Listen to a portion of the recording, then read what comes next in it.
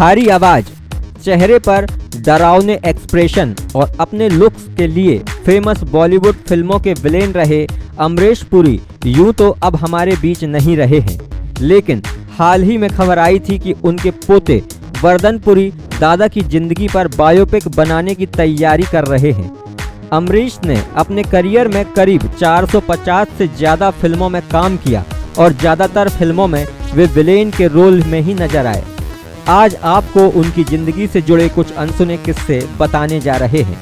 अमरीश के बड़े भाई मदन पुरी और चमन पुरी पहले से ही फिल्म इंडस्ट्री में थे और उन्होंने ही अमरीश को मुंबई बुलाया था।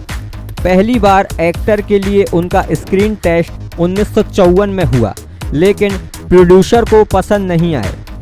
इसके बाद वो एम्प्लॉयज़ स्टेट इंश्योरेंस कॉरपोरेशन में काम करने लगे। उन्हें एक्टिंग करने का जुनून था और यही कारण था कि प्रोड्यूसर के ठुकराने के बावजूद भी उन्होंने एक्टिंग नहीं छोड़ी और थिएटर की तरफ रुख कर लिया।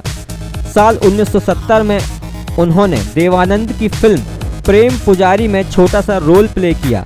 साल 1971 में डायरेक्टर सुखदेव ने उन्हें रेशमा और शेरा के लिए साइन किया। उस वक्त तक उनकी उम्र 40 साल के करीब हो चुकी थी। हालांकि फिल्म में अमरीश को ज़्यादा रोल नहीं दिया गया, जिस वजह से उन्हें अपनी पहचान बनाने में और समय लगा।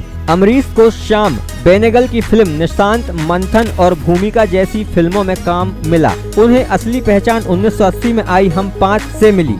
इस फिल्म में उन्होंने दुर्योधन का किरदार निभाया था, जो काफी चर्चित रहा। इसके बाद विधाता और हीरो जैसी फिल्मों ने अमरीश पुरी को खलनायक के तौर पर सुपरहिट कर दिया। साल 1987 में आई मिस्टर इंडिया में उन्होंने मोगेम्बो का किरदार निभाया। इस फिल्म में उनका डायलॉग मोगेम्बो खुश हुआ काफी फेमस हुआ। फिल्मों में विलेन का किरदार निभाने के बाद उन्होंने कभी पीछे मुड़कर नहीं देखा। राम लखन, सौदागर, करण अर्जुन, कोयला जैसी सुपरहिट फिल्मों में काम किया। फिल्मों में विलेन का किरदार निभाने के अलावा उन्होंने कई पॉजिटिव रोल भी किए। अमरीश पुरी ने एक से बढ़कर एक किरदार निभाए थे और उनकी एक्टिंग का डंका हॉलीवुड तक बजा।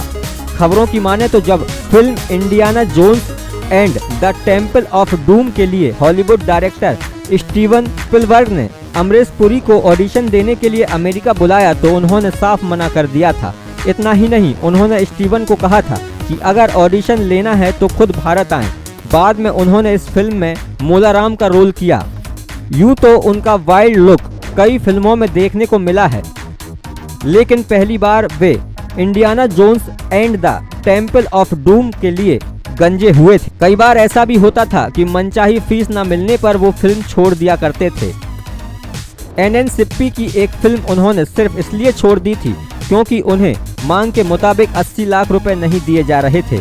अमरीश ने इंटरव्यू में कहा था, जो मेरा हक है वो मुझे मिलना चाहिए। मैं एक्टिंग के साथ कोई समझौता नहीं करता, तो फिल्म के लिए कम पैसा स्वीकार क्यों करूं?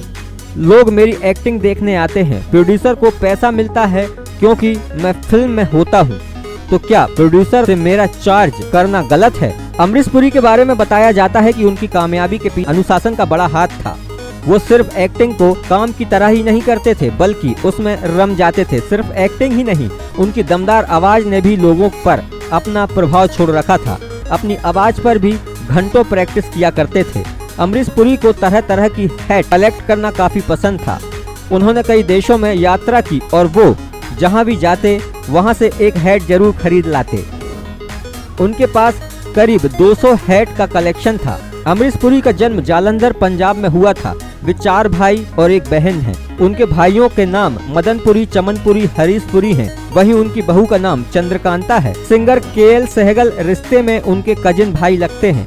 अमरीश ने साल 1957 में उर्मिला देवेकर से शादी की थी। कपल के 2 बच्चे, बेटा राजीव पुरी और बेटी नम्रता पुरी।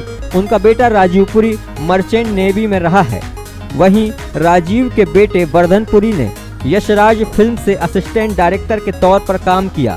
उन्होंने अब तक 3 फिल्में इश्कजादे, शुद्ध देशी रोमांस और दावते इश्क में कैमरा के पीछे रहकर वर्धन फिल्म ये साली आशिकी और बम्बैया में काम कर चुके हैं। वहीं उनकी बेटी नम्रता लेमलाइट से दूर रहती हैं। नम्रता सॉफ्टवेयर इंजीनियर हैं।